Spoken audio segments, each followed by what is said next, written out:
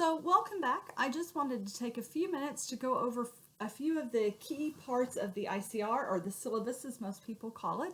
I'm not going to read the whole thing to you, but I want to point out a few key parts. So first of all, you have my information at the top. My office is on the Northwest campus. Obviously, I'm not in my office this semester, so visiting me on my office isn't really helpful. That phone number is also to my office, which is on the Northwest campus, which I'm not in, so I can't take your phone call. You can call and leave a voicemail, and I will get it on my email, but I'm not able to call you back. So email is the best way to respond to me or to communicate with me. You see my office hours there, and in Blackboard, in the Blackboard video, I showed you how you can access the link to the Teams account where we'll have our office hours, so you can meet with me there. Of course, if you need to meet with me outside of those times, just email me and we'll set something up.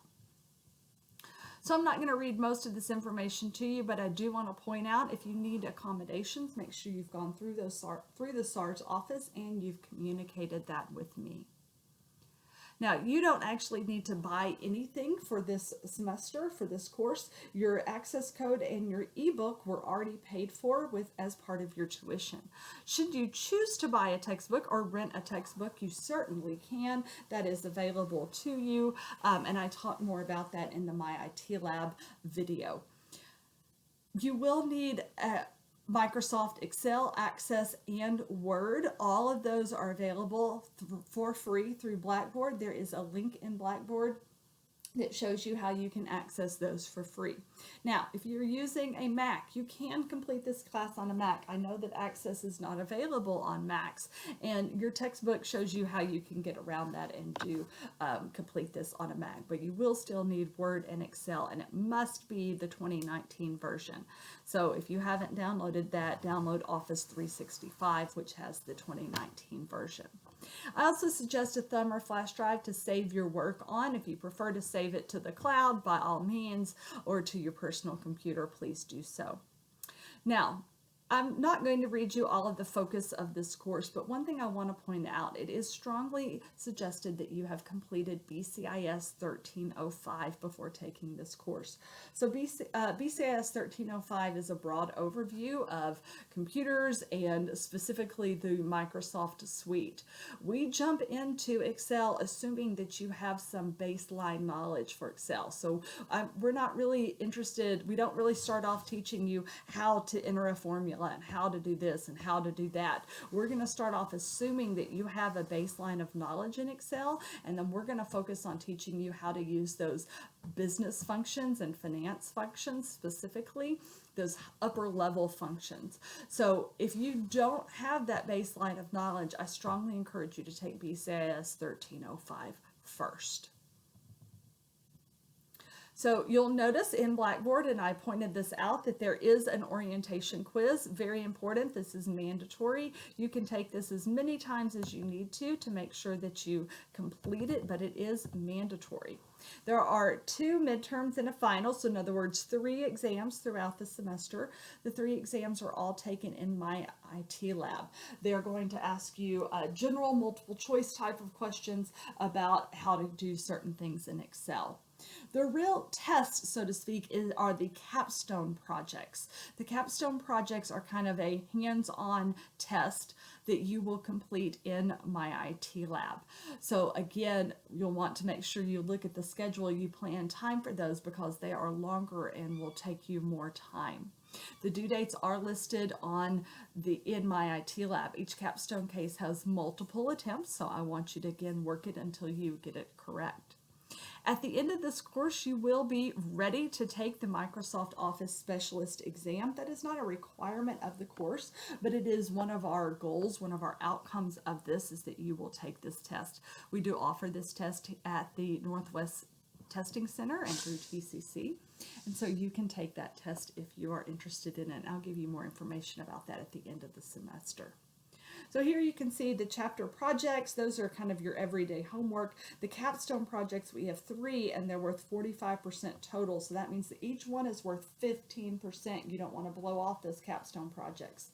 And then the exams are worth 5% each. So you'll notice the class dates. This is the schedule of due dates that's posted in Blackboard, as well as here. Now, the chapter projects. Each chapter has 3 projects that are due and are assigned that must be turned in through my IT Lab. Each project has unlimited attempts, and the assignments are due by 11:59 p.m. on the due date. I do drop the 3 lowest chapter grades, not the 3 chapters, the 3 lowest project grades. So if you don't finish one or something, then that one can be dropped. Now, any assignment that receives an integrity violation in my IT Lab will automatically receive a grade of 0, whether that is a capstone case or a chapter project, no questions asked. So make sure that you are only submitting your file. There are always at least 2 files in the chapter projects. There's the instructions and the the Excel file, your work file. If you don't submit your work file, if you submit someone else's or just a different work file, that's where you will receive a 0. Now, I also talk about the practice sets.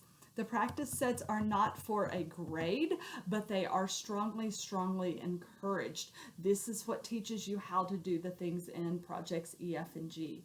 I promise, I've been teaching this class a very long time.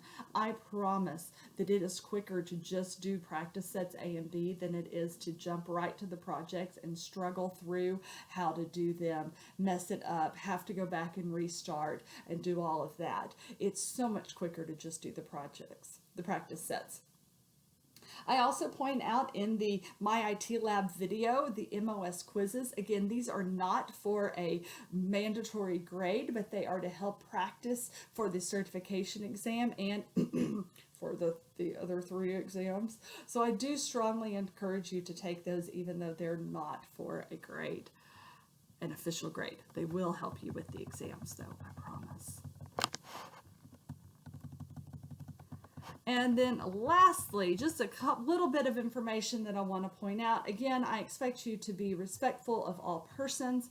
I would ask that when you register for My IT Lab, either you register with the same name that you show up in my roster as, or you go to the registrar's office and complete a record maintenance form and change your name to what your preferred name is. I want to call you by what you want to go by. But in My IT Lab, if your name doesn't match your name in the roster, then I don't know who you are and I don't know who to give your grades to.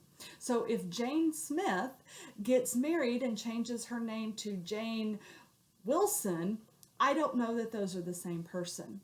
Or if Thomas, I'm trying to think of a last name. If Thomas Jones prefers to go by his middle name of Kenneth, I don't know that Kenny Jones and Thomas Jones are the same person.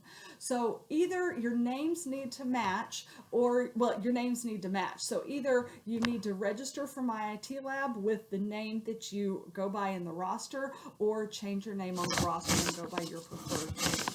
Either one is acceptable. Now, if your name is like Andrew and you register with Andy, I can figure that one out. But it's when you go by your middle name or a last name is different, or you prefer to go by a different name, that I can't figure it out, and therefore I don't know who to give your grades to. Now, really important, if you receive an integrity violation, as I said, you will receive a 0 and referral to the Vice President for Student Development Services.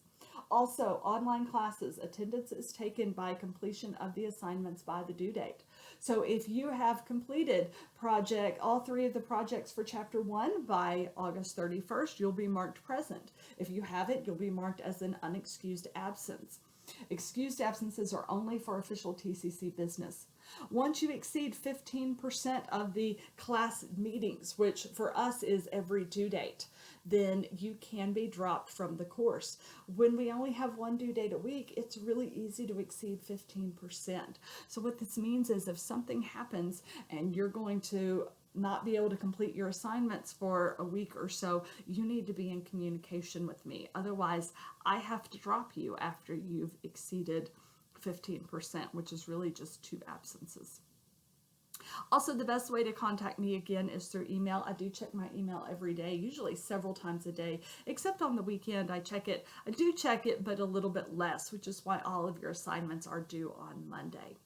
So I'm looking forward to a really great semester, and I hope you are as well.